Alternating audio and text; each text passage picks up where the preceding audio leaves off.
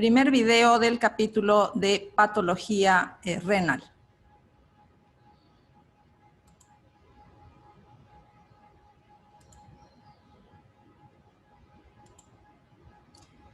Empezamos este capítulo recordando algunos aspectos de la histología normal del glomérulo. Todos sabemos que el glomérulo es un ovillo de capilares que están agrupados en lóbulos que proceden de una arteriola aferente y después la sangre drena mediante una arteriola eferente. Cada lóbulo está adherido parcialmente a una estructura de soporte, que es el mesangio. Tenemos también la cápsula de Bowman, que rodea al glomérulo. La cápsula de Bowman tiene dos hojas. Tiene una hoja parietal y una hoja visceral. Las células de la hoja visceral son células epiteliales especializadas, se denominan podocitos y se encuentran sobre los capilares glomerulares, directamente sobre los capilares glomerulares. Estos podocitos sintetizan la membrana basal del glomérulo y se adhieren a esta por medio de prolongaciones del citoplasma que se llaman pies o procesos podocitarios.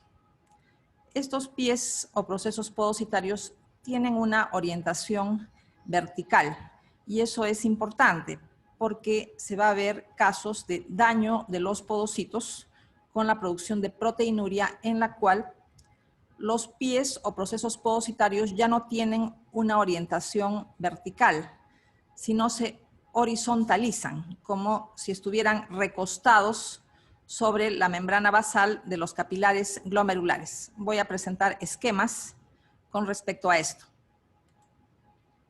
Glomérulo normal, tenemos que tener en cuenta la forma más o menos irregular de los capilares glomerulares, del lumen de los capilares glomerulares. Es más o menos irregular.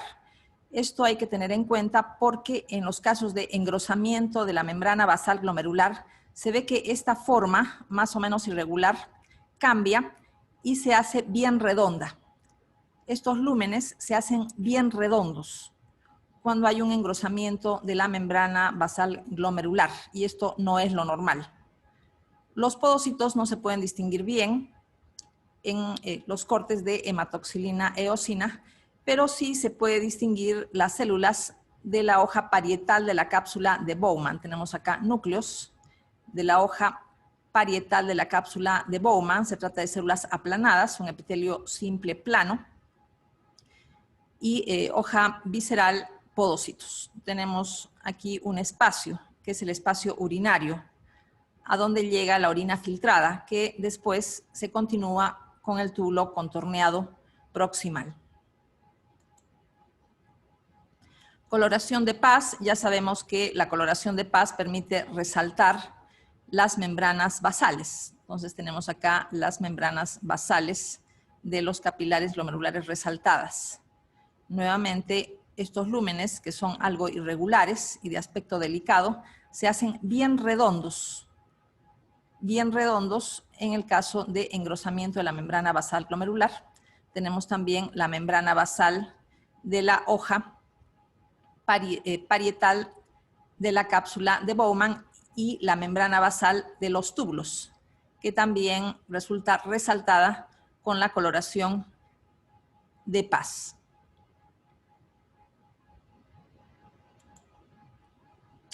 El endotelio del capilar glomerular es fenestrado, o sea, tiene orificios. El citoplasma de la célula endotelial del capilar glomerular tiene orificios y descansa sobre una membrana basal.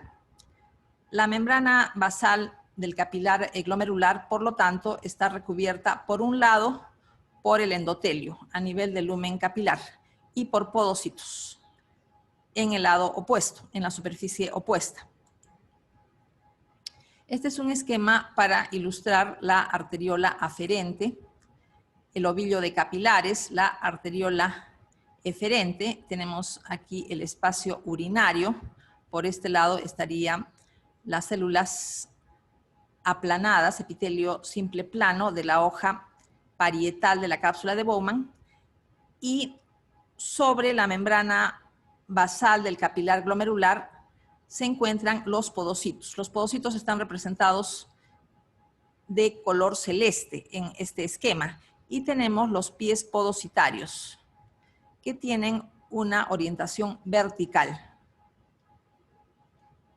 Tenemos también el mesangio, que se encuentra en verde con células mesangiales. Tenemos también la célula endotelial que está de color anaranjado con orificios. Por eso decimos que se trata de células endoteliales fenestradas. En amarillo, en el esquema, las células de la hoja parietal de la cápsula de Bowman.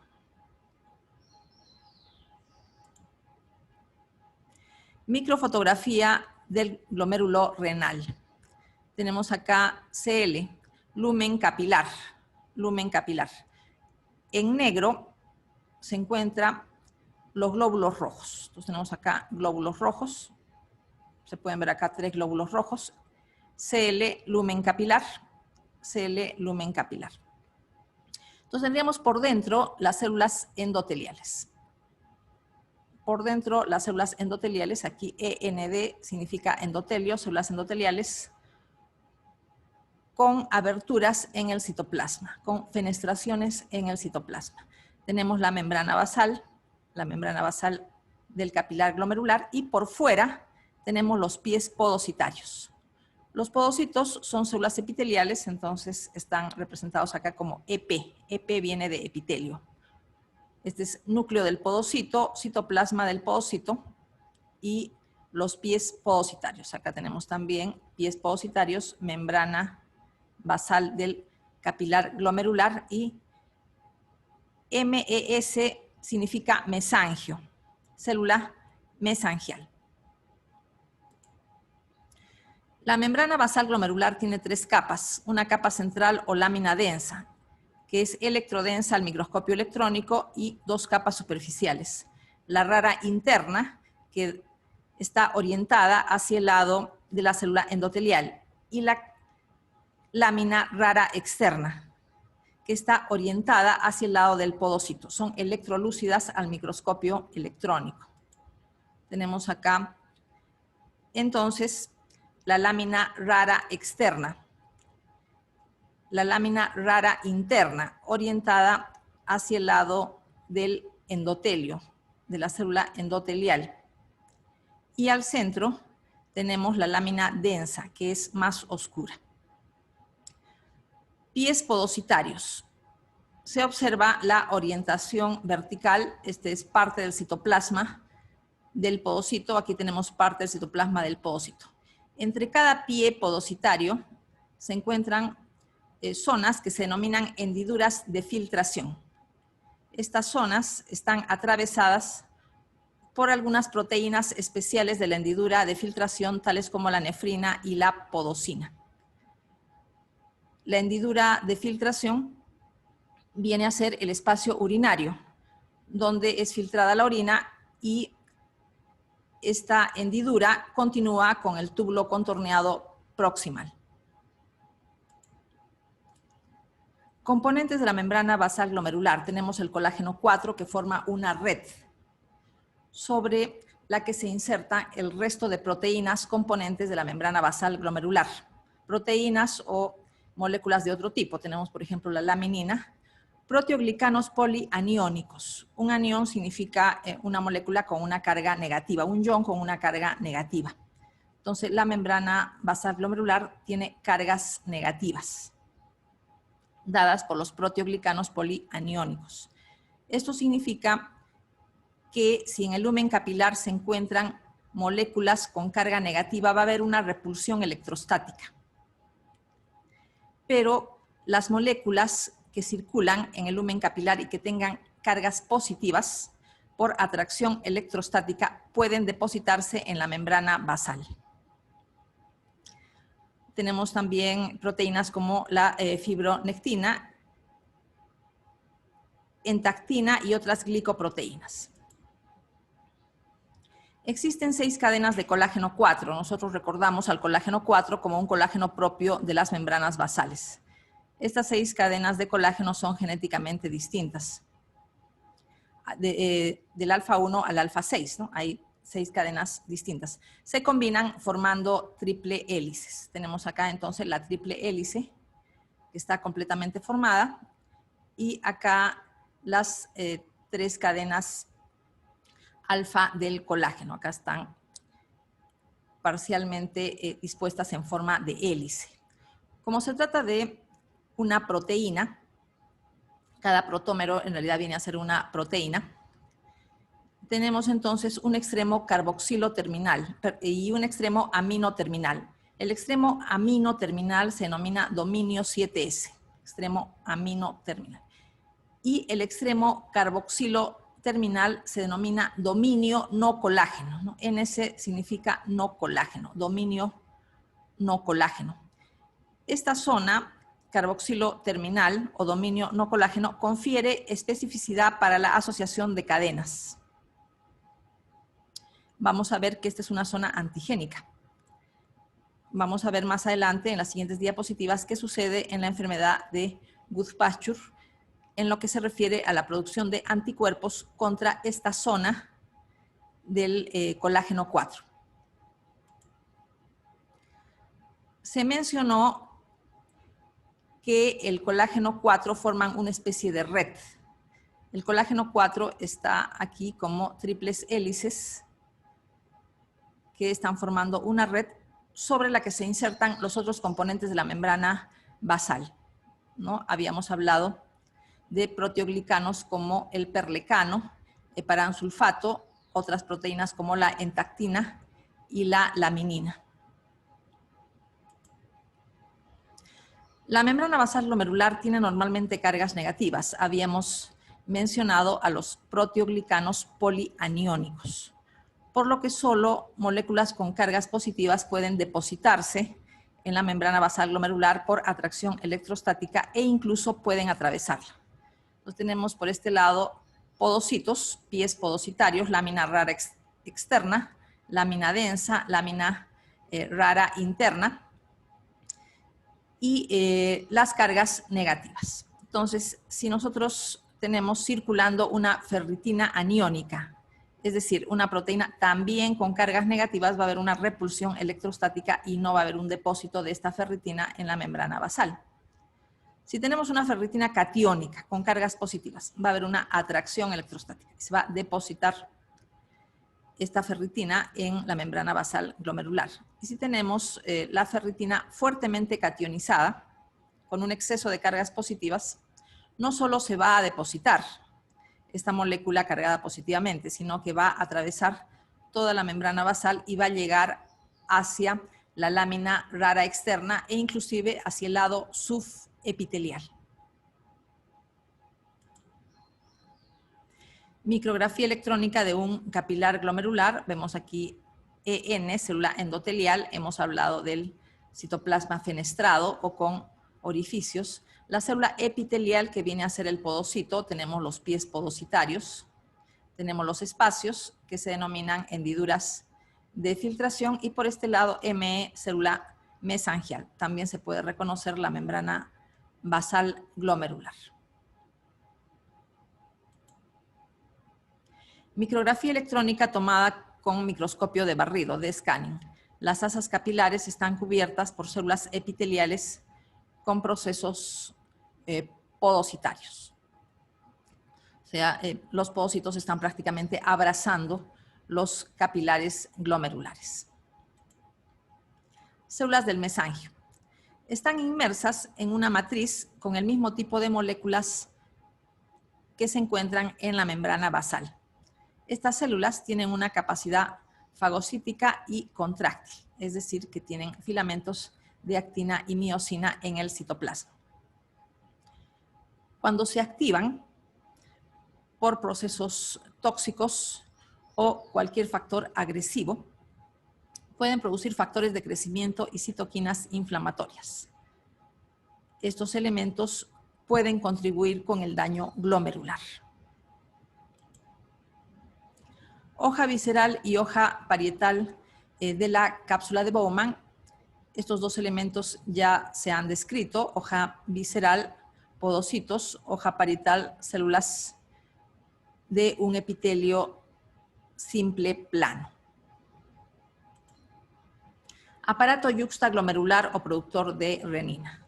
Tenemos las células yuxtaglomerulares, que son las que producen renina. Se trata de células musculares lisas modificadas de la capa media de la arteriola aferente.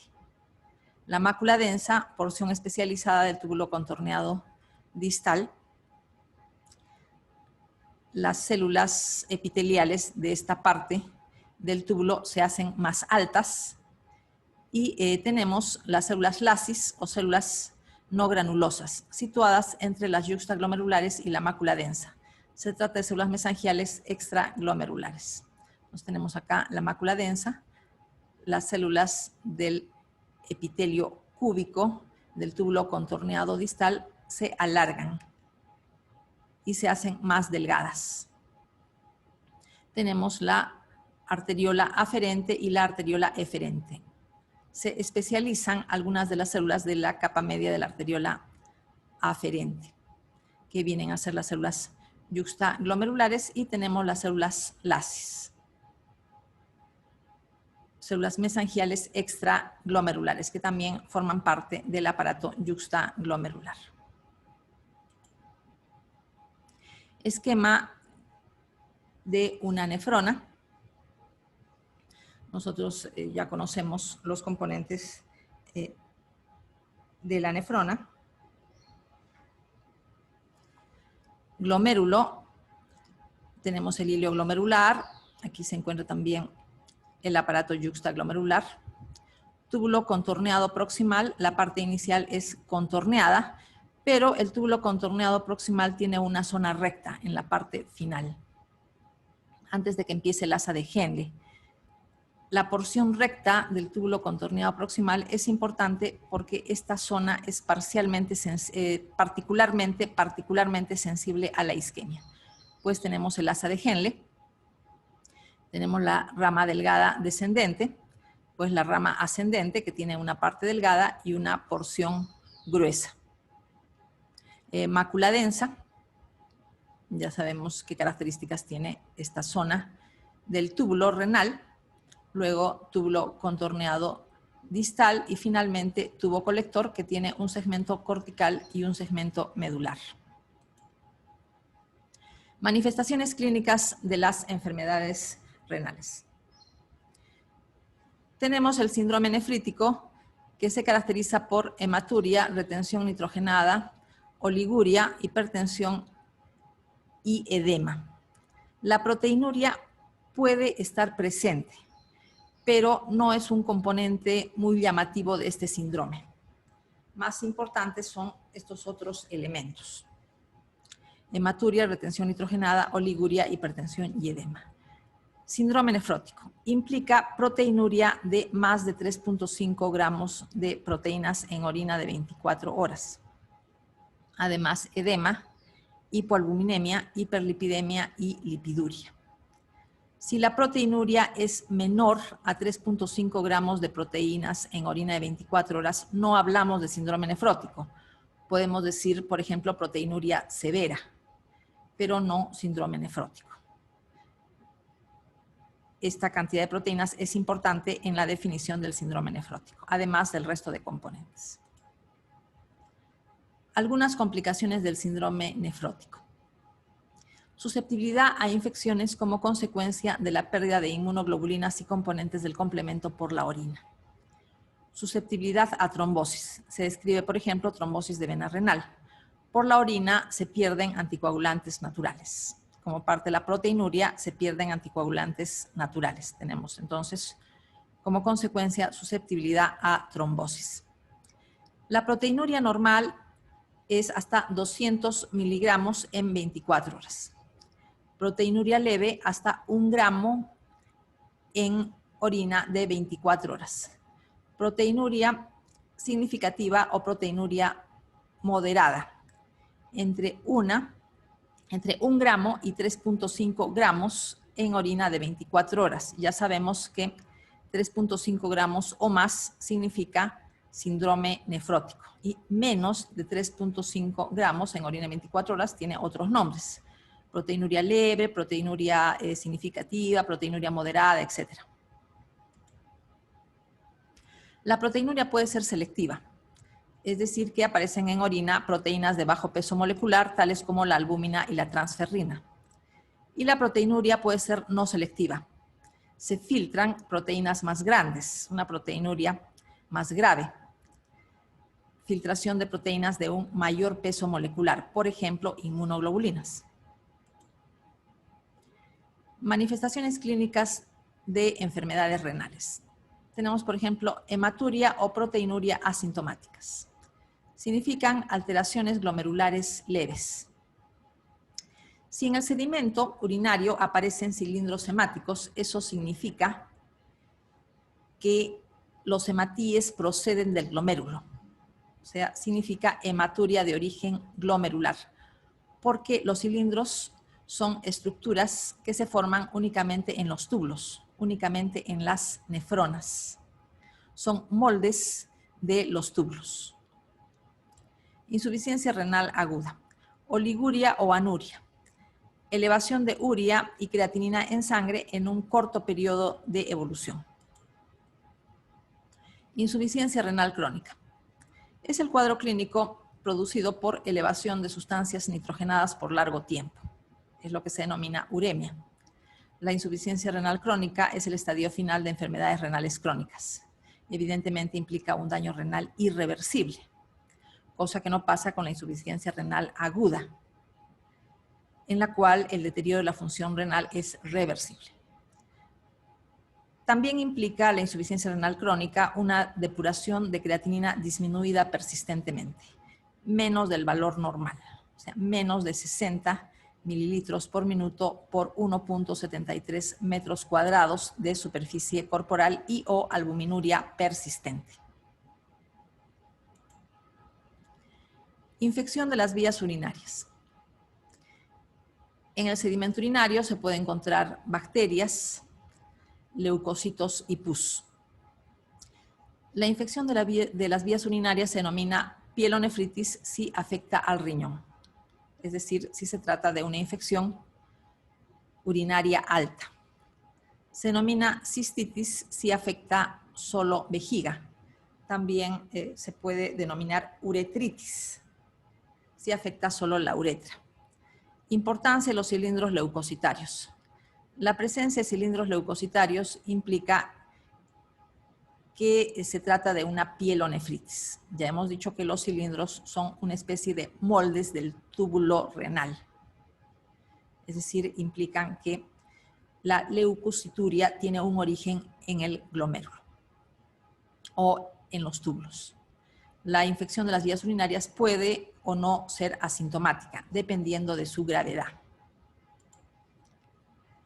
Defectos tubulares aislados.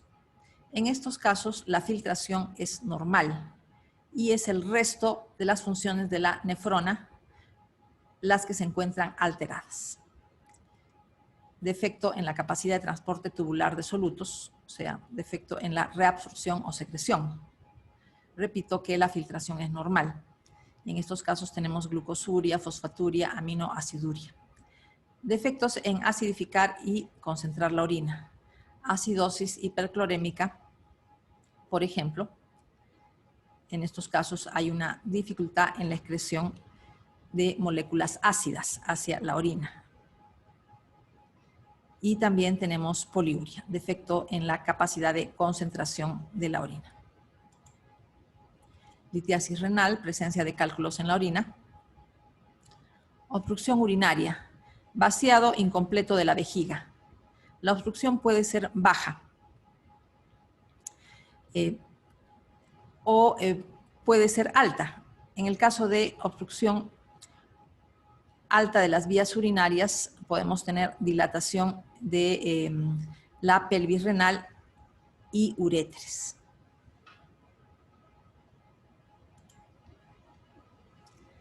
Alteraciones histológicas en las glomerulopatías. Tenemos 3 alteraciones morfológicas básicas. hipercelularidad glomerular, aumento de células del glomérulo, engrosamiento de la membrana basal glomerular y hialinización y esclerosis. Empezamos con hipercelularidad. Tenemos que recordar cuáles son las células normales del glomérulo.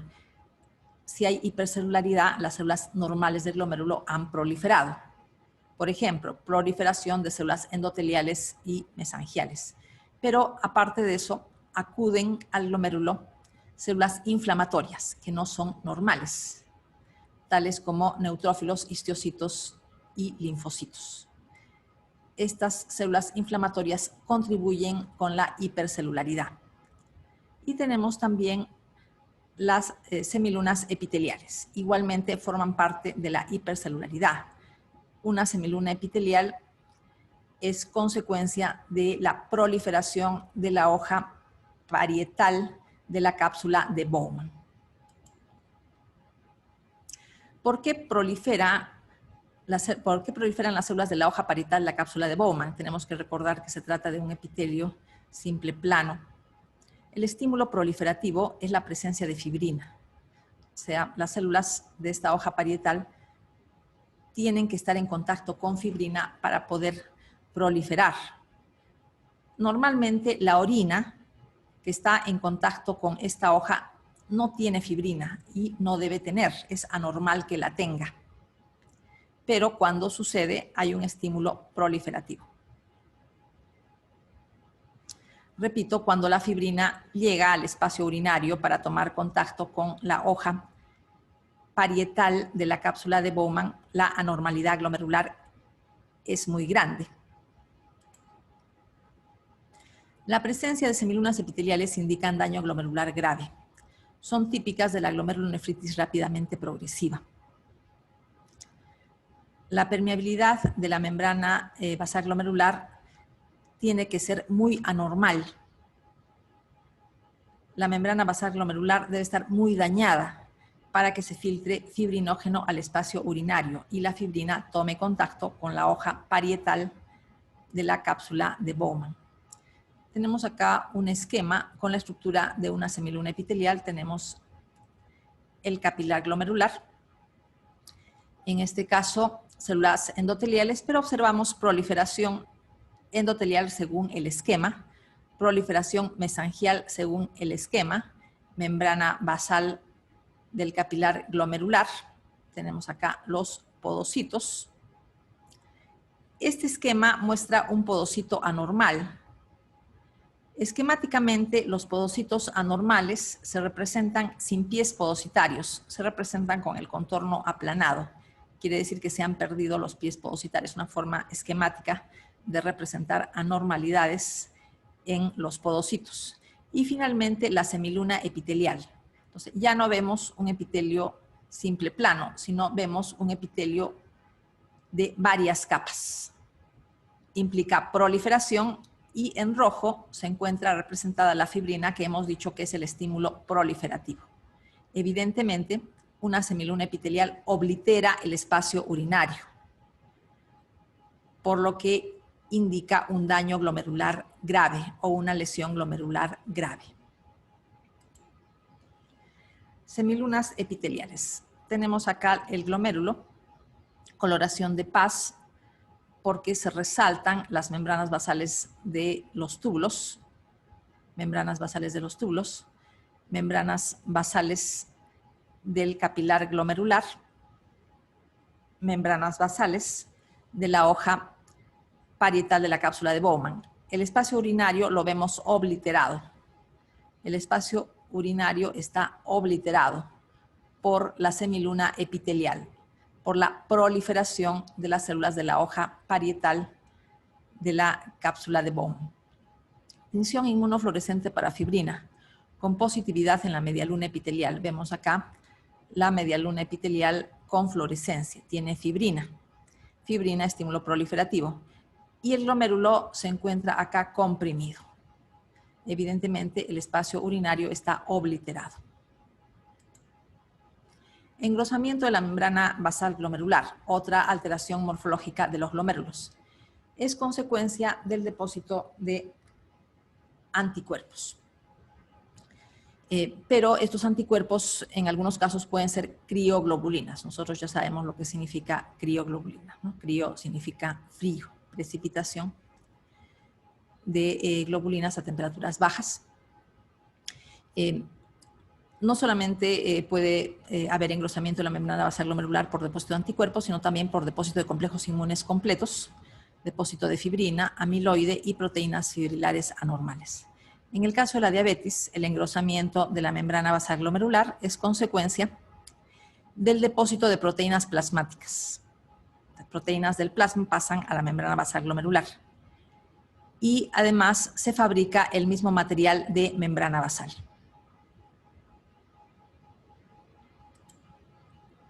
Hialinización y esclerosis. Esclerosis significa fibrosis y hialinización significa llegada de proteínas del lumen de los capilares hacia el mesangio o hacia la membrana basal glomerular. Ambos fenómenos, hialinización y esclerosis, son el resultado final de diversas formas de lesión glomerular. La fibrosis y la hialinización obliteran el glomérulo y abolen su capacidad de filtración. El glomérulo queda obsoleto, queda como una masa fibrosa redonda.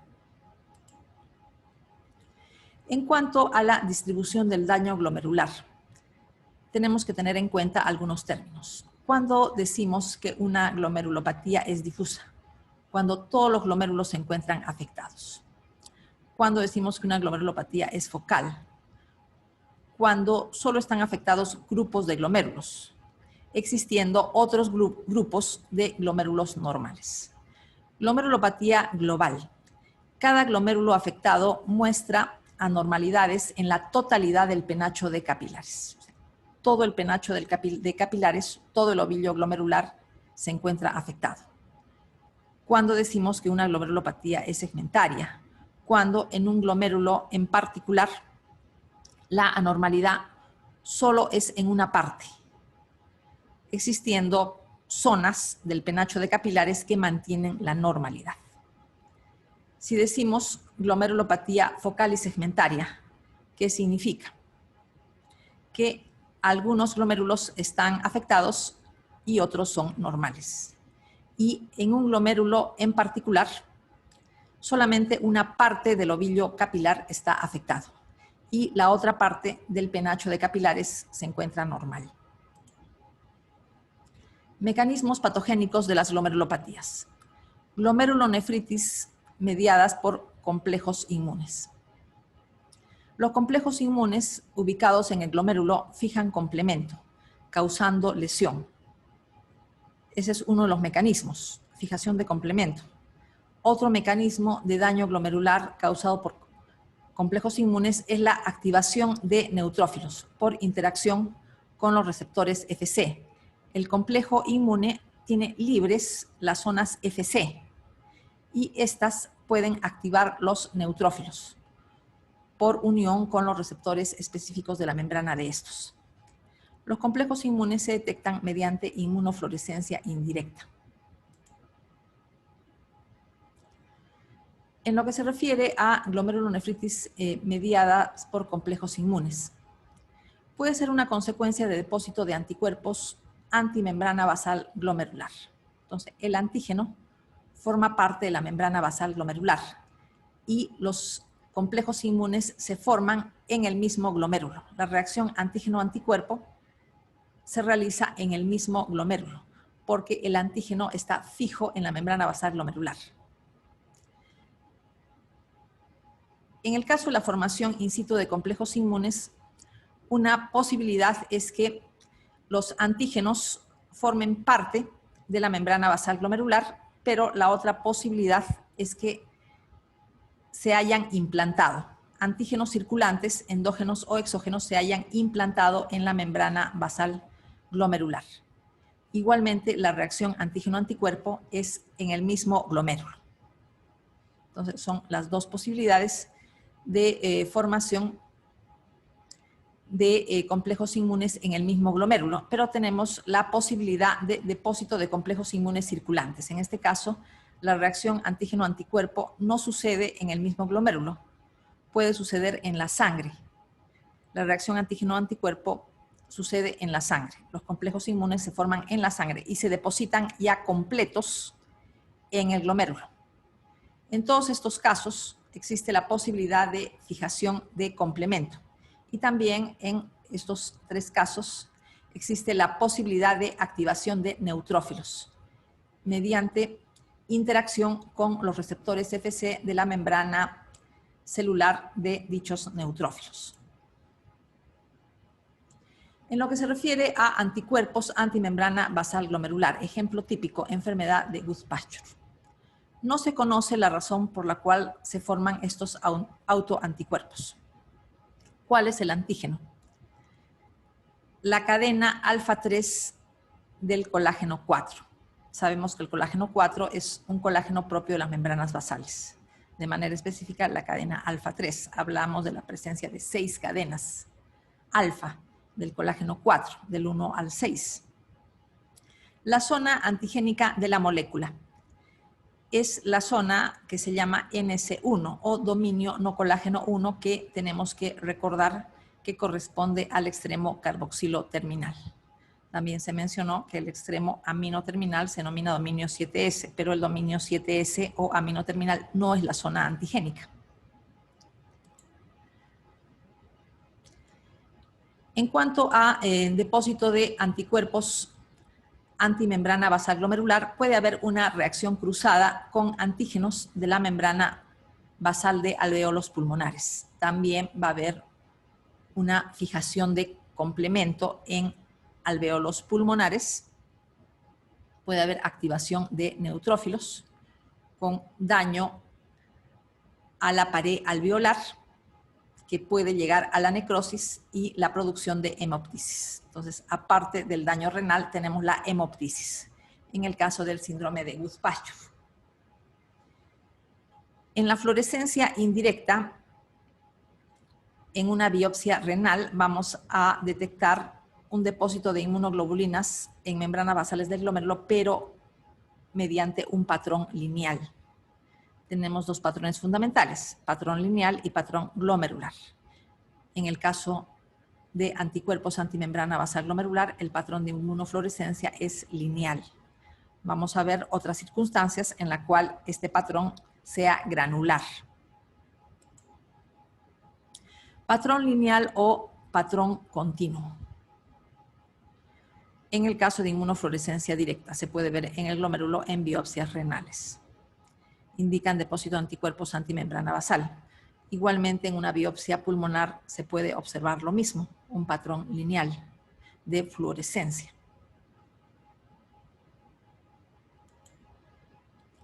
Nefritis experimental de Masugi. Se inyecta a ratas anticuerpos contra su tejido renal elaborados en conejos. Tenemos una fase heteróloga. Los anticuerpos reaccionan con los antígenos de la membrana basal glomerular. Tenemos acá fijación del complemento y activación de neutrófilos con daño glomerular. Esa es la primera fase o fase heteróloga.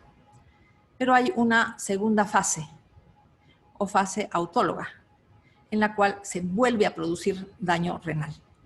En este caso se deposita una segunda oleada de anticuerpos, sintetizados en las mismas ratas, contra los anticuerpos hechos en conejos e implantados previamente en la membrana basal glomerular. Entonces tenemos una primera reacción antígeno-anticuerpo. Los complejos inmunes quedan en el glomérulo y después una segunda oleada de anticuerpos. Hay un segundo periodo de fijación de complemento y activación de neutrófilos, por lo que se vuelve a producir daño glomerular. Nefritis experimental de Hyman. Se inmuniza ratas con antígenos del borde en cepillo del túbulo contorneado proximal. Los anticuerpos se depositan en el lado epitelial de la membrana basal, son subepiteliales.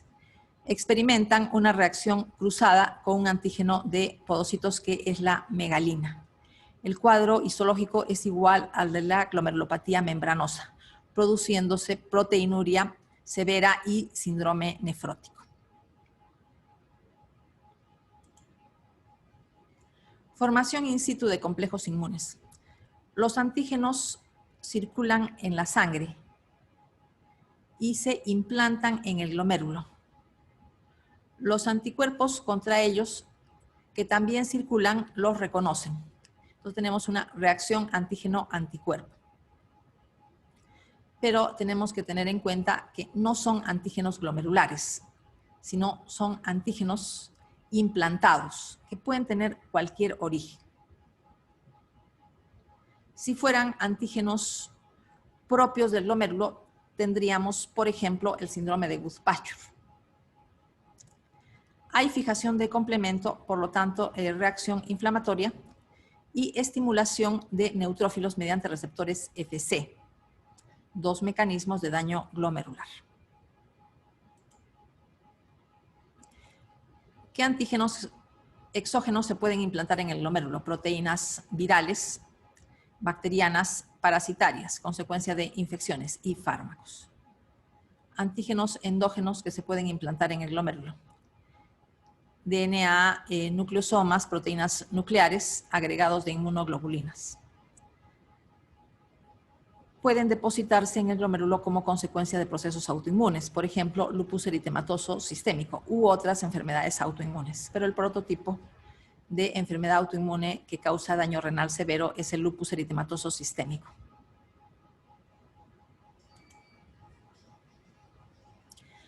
Depósito de complejos inmunes circulantes. En este caso, la reacción antígeno-anticuerpo se produce fuera del riñón y los complejos inmunes circulantes son atrapados durante su paso por el glomérulo.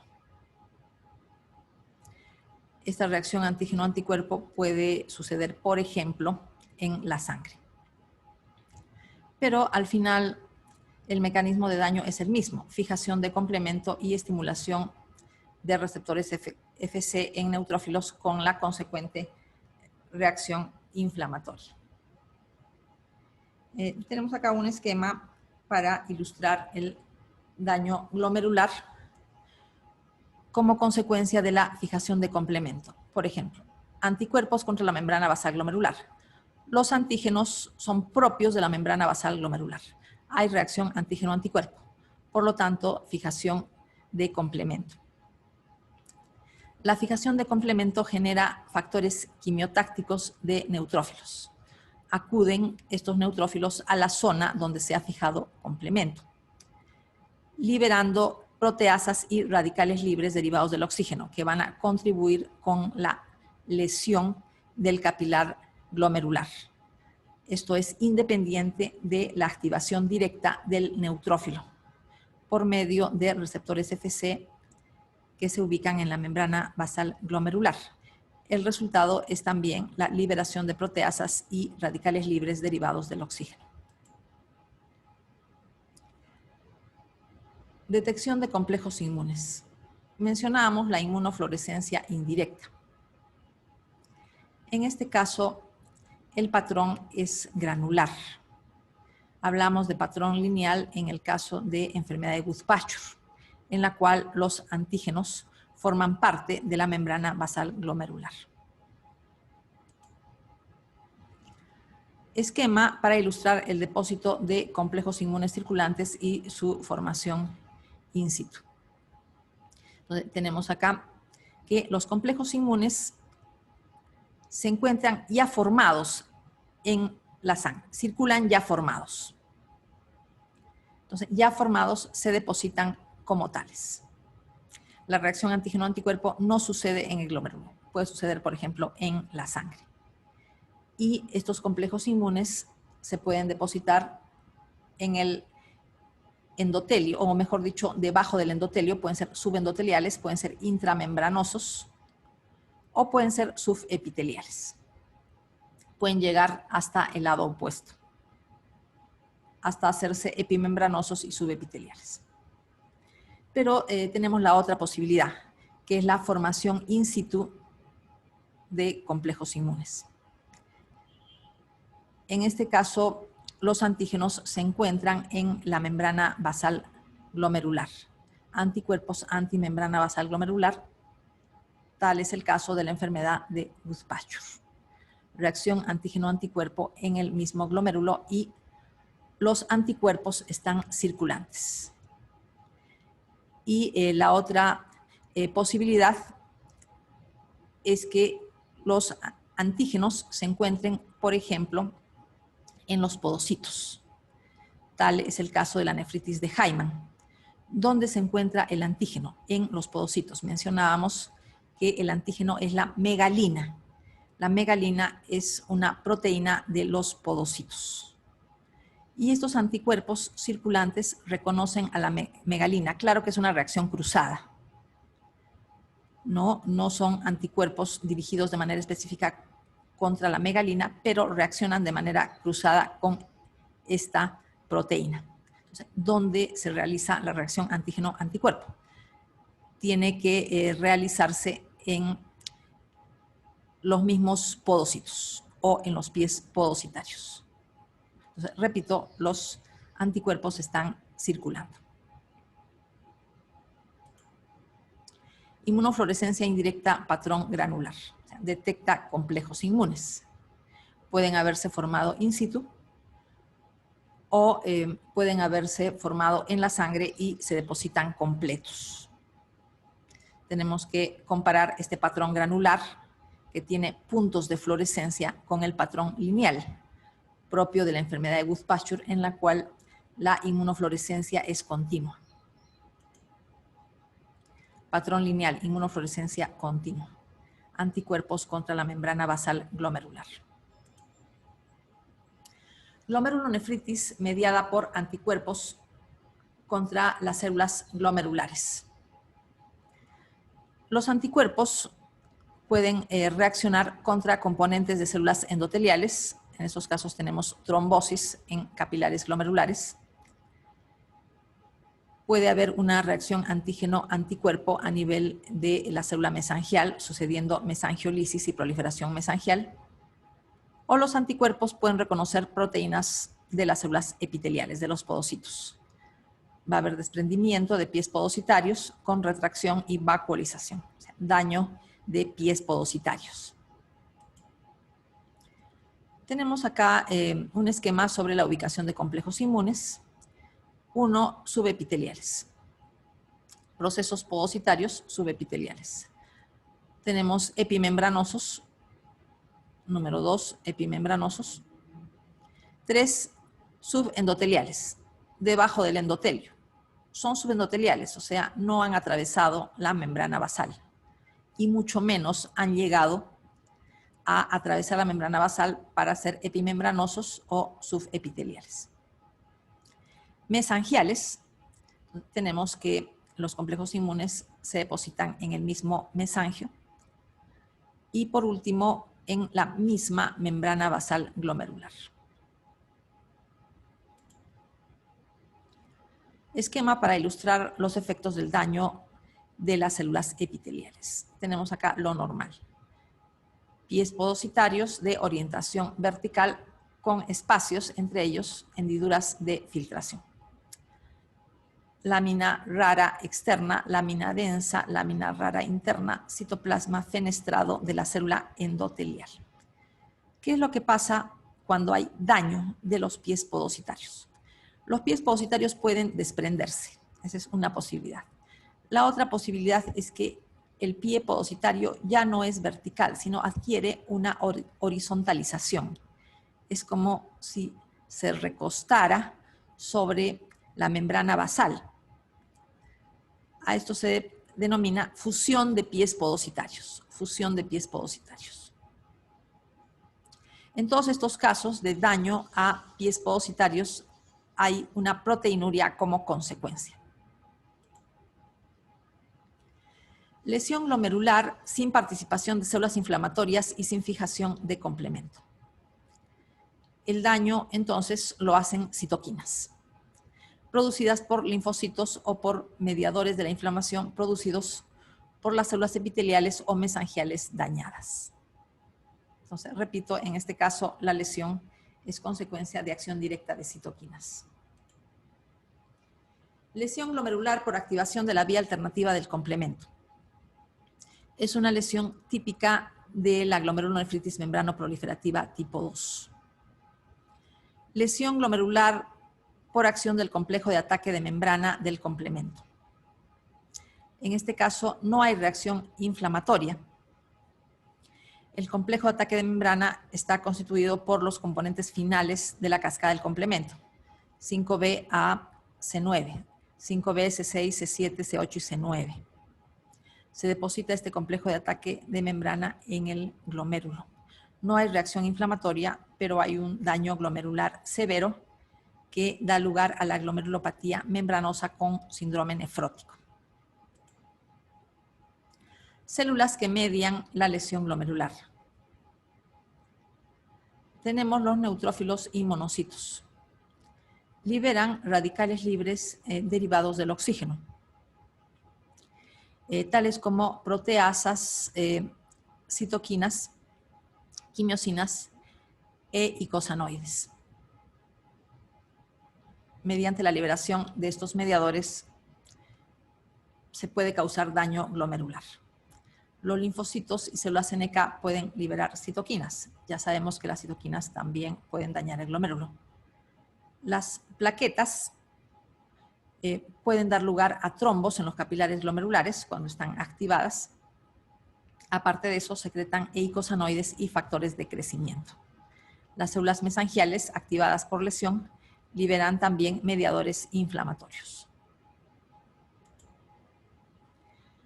Esquema para ilustrar los mediadores de la lesión glomerular de mecanismo inmunitario. Tenemos el caso de la fijación de complemento.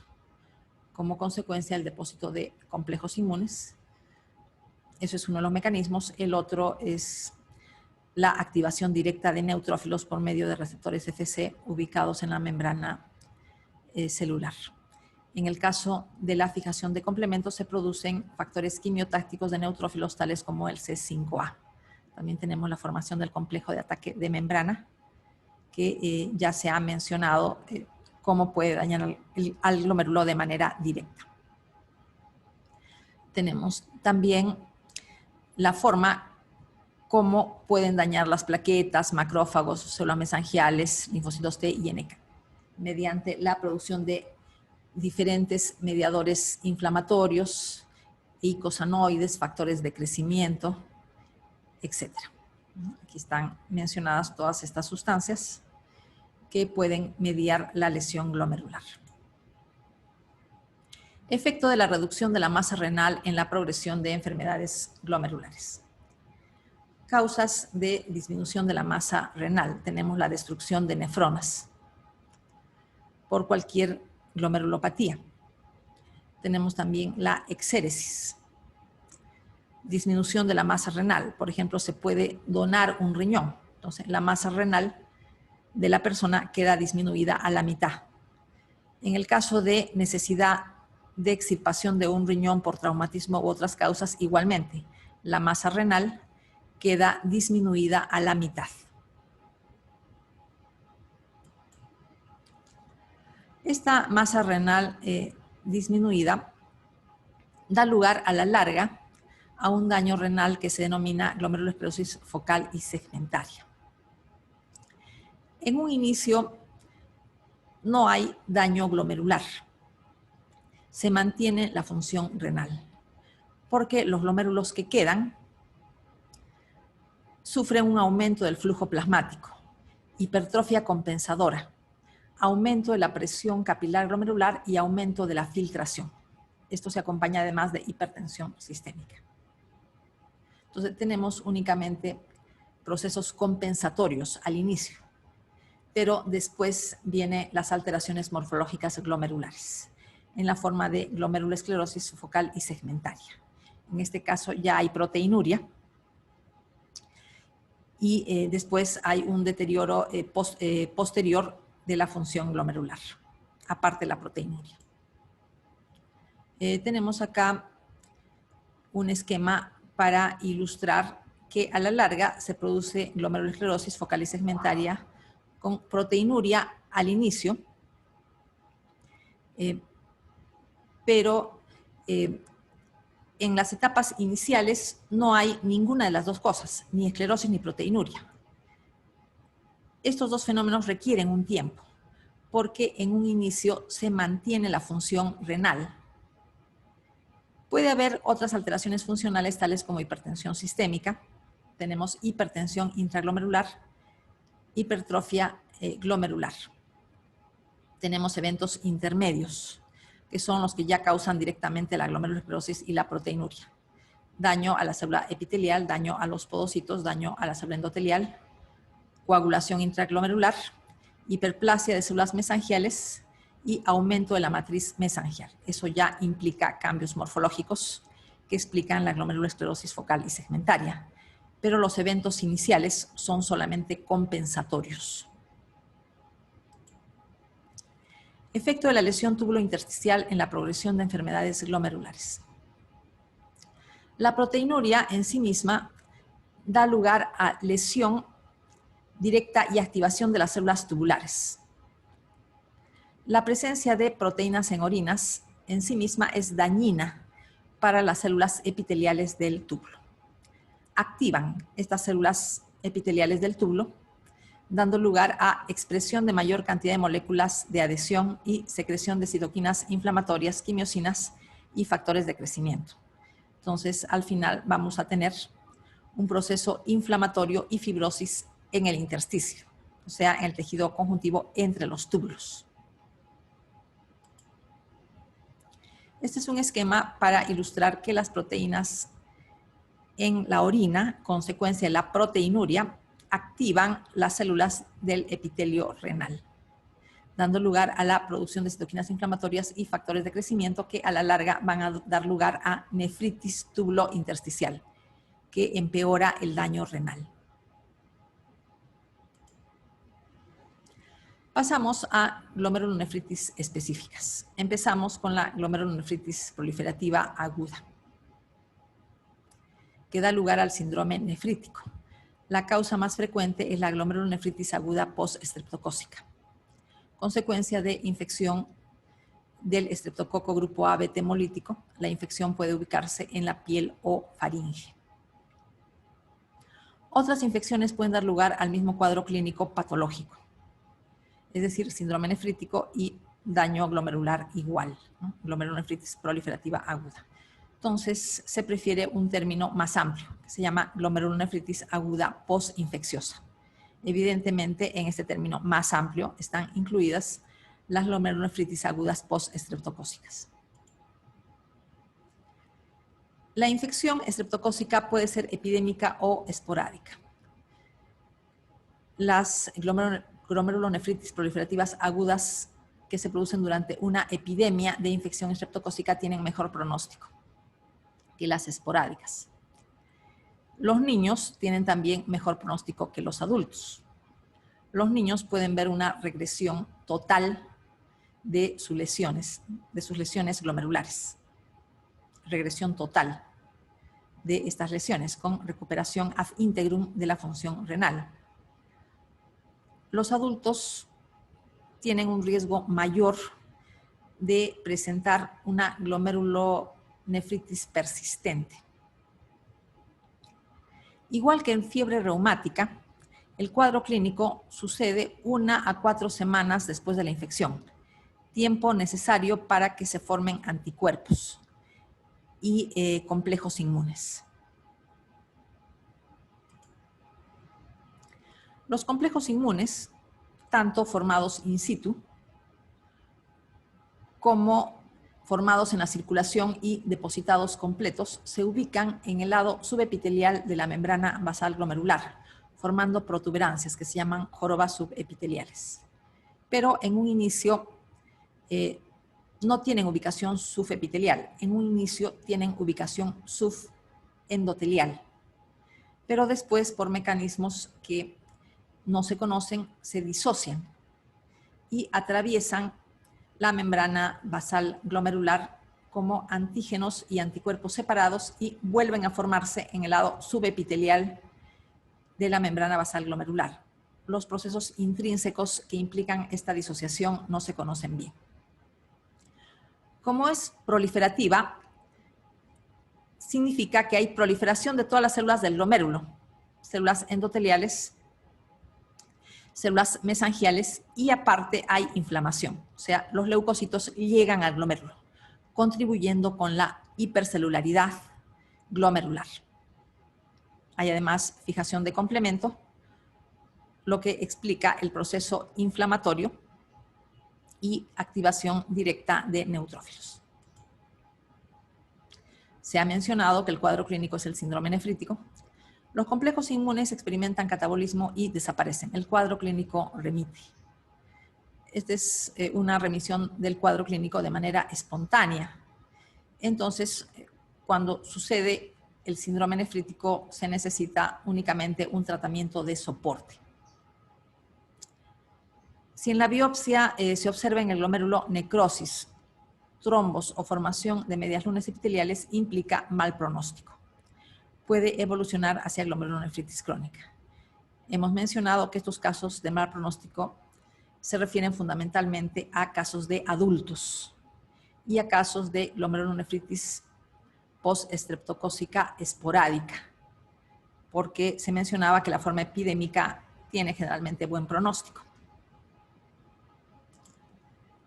Tenemos acá un glomérulo normal y un glomérulo hipercelular. Se ve un exceso de núcleos, un exceso de células. Ya sabemos que este exceso de células es consecuencia de la proliferación endotelial, proliferación mesangial y al hecho de que acuden al glomérulo neutrófilos. Entonces, hay un exceso de células en el glomérulo. Hipercelularidad en el glomérulo. Tenemos en este caso una joroba subepitelial electrodensa, subepitelial. Pero hemos mencionado que en los fenómenos iniciales, los complejos inmunes se depositan a nivel subendotelial, pero después llegan a atravesar toda la membrana basal glomerular y a ubicarse debajo del epitelio. Habíamos mencionado de eventos que no se conocen bien, que implican la disociación de estos complejos inmunes subepiteliales, que después se vuelven a formar en el lado subepitelial. Esquema para ilustrar glomerulonefritis proliferativa aguda.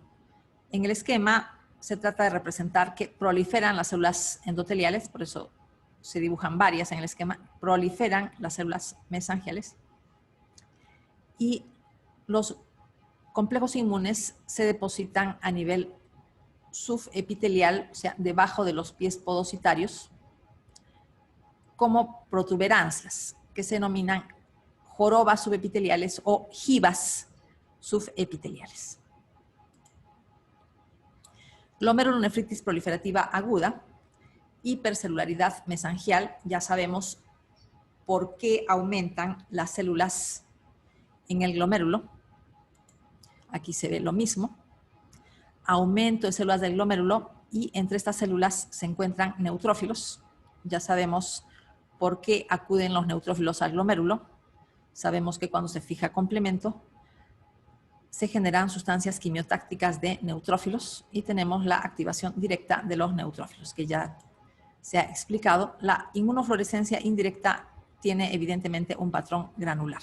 Se pueden detectar inmunoglobulina G, inmunoglobulina M y C3. La presencia de C3 significa que se ha fijado complemento. Los antígenos estreptocócicos pueden ser catiónicos, por ejemplo, la exotoxina piógena estreptocócica. Y este antígeno puede implantarse en el glomérulo. Las cepas que causan glomerulonefritis se llaman cepas nefritogénicas. Algunos serotipos son conocidos, los más frecuentes 1, 4 y 12.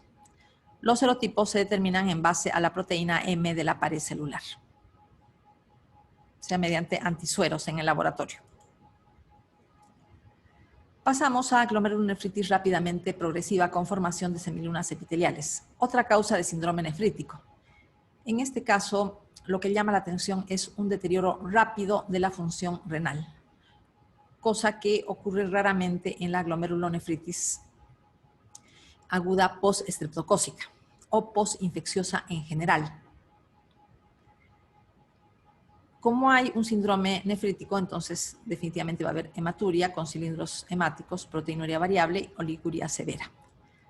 Evento básico que se observa al microscopio electrónico, ruptura de la membrana basal glomerular. Pasan al espacio urinario por esta membrana basal rota, proteínas plasmáticas, por ejemplo, fibrinógeno, y células de la sangre tales como neutrófilos y monocitos.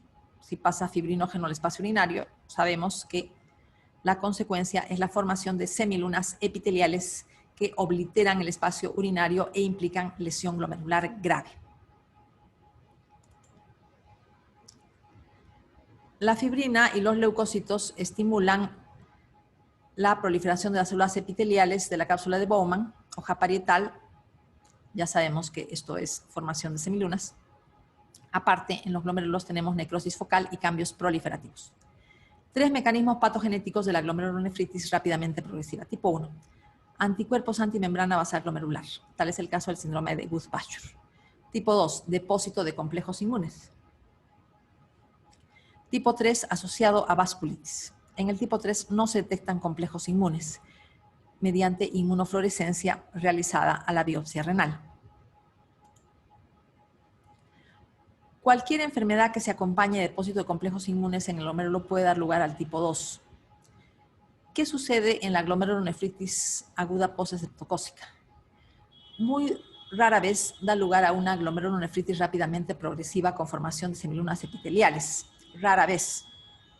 Sucede ocasionalmente. Pero tenemos otros casos en los cuales sucede lo mismo. Se depositan complejos inmunes en el glomérulo, formados in situ o formados en la sangre y después depositados como complejos inmunes completos. En el tipo 3, pausi inmunitaria. El marcador inmunológico es ANCA. ANCA significa anticuerpos anticitoplasma de neutrófilos. Anticuerpos anticitoplasma de neutrófilos.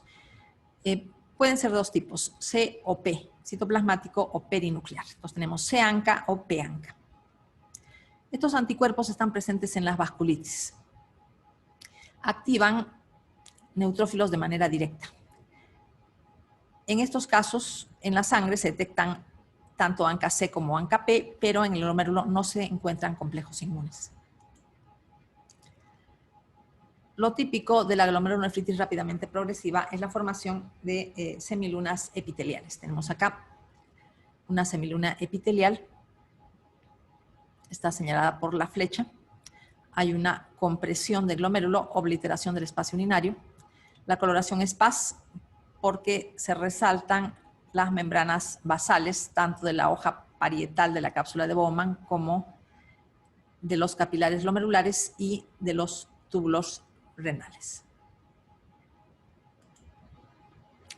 Esta fotografía ya se mostró antes, coloración con paz, se resaltan las membranas basales de los túbulos, membrana basal de la hoja parietal de la cápsula de Bowman y de capilares glomerulares. La semiluna oblitera el espacio urinario y comprime al glomérulo.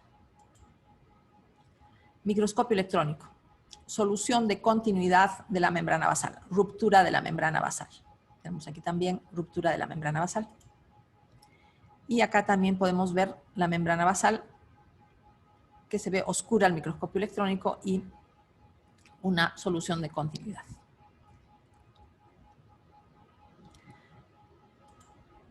Finalización del primer video del capítulo de patología de riñón.